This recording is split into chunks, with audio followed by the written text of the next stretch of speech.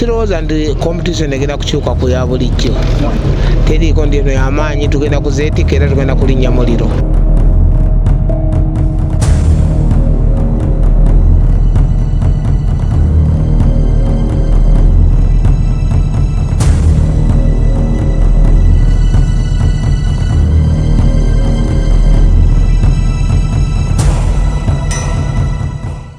Lunaku lujja kuba lwakutaano ng'ennaku z'omwezi 21 tujja keberera ku Starbex babe tufunyewo basponsa abapya nga bwe muwulidde.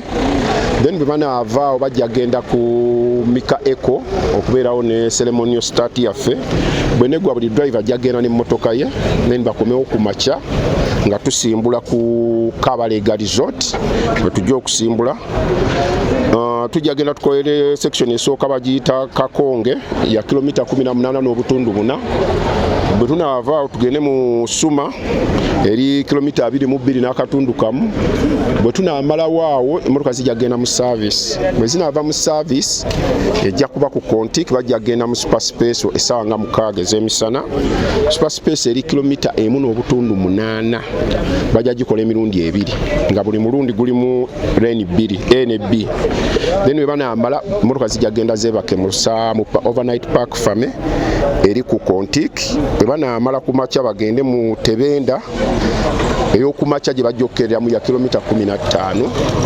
Management bagende mu service eri ku Kikuube nga ku district we bagenda okuba service yaffe essomero baliyita Mandera.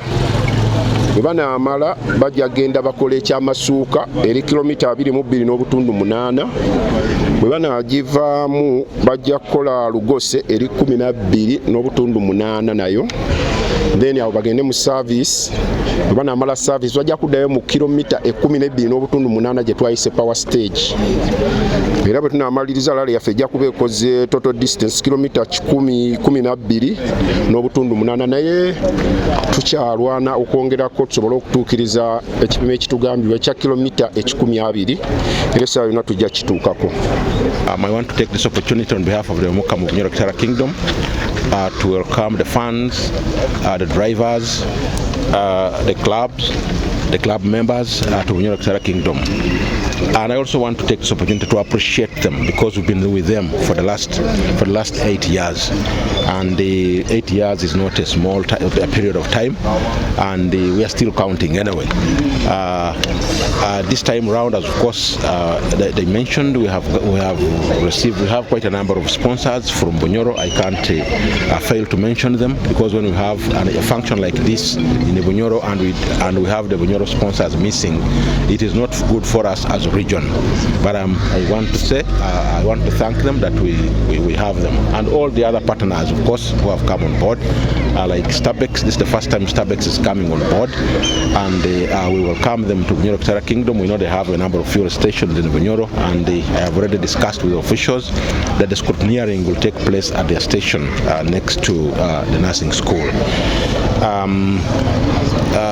I don't want to preempt myself, but I want to take this opportunity once again to welcome all of you to Bunyoro. Bunyoro is a very hospitable place, and this rally is, as I mentioned, it is second to Mpango, and it brings in quite a lot of opportunities, the tourism opportunities,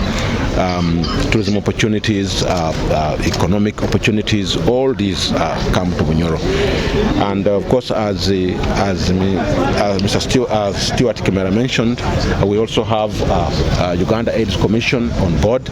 We know, of course, we have a number of funds, and most of our funds are below the age of 35. They still have a lot of energy, so those services will be handy, and of course they will be creating awareness, new developments in handling AIDS, and among other things. So I want to call upon our funds to take advantage and the opportunity to use those services that these people will bring. Neteeseteese moloka nagikoze dda, ndi ready ogenda oyima. Sirowooza nti competition egenda kukyuka ku ya bulijjo. Ye competition eya bulijjo. Teriiko ndi eno y'amaanyi, tugenda kuzeetika era tugenda kulinnya muliro. Tugenda kuvugira ddala kye tusobola. Amakubo mbadde sinakola leke ne bwe naagendayo njagala nga judging.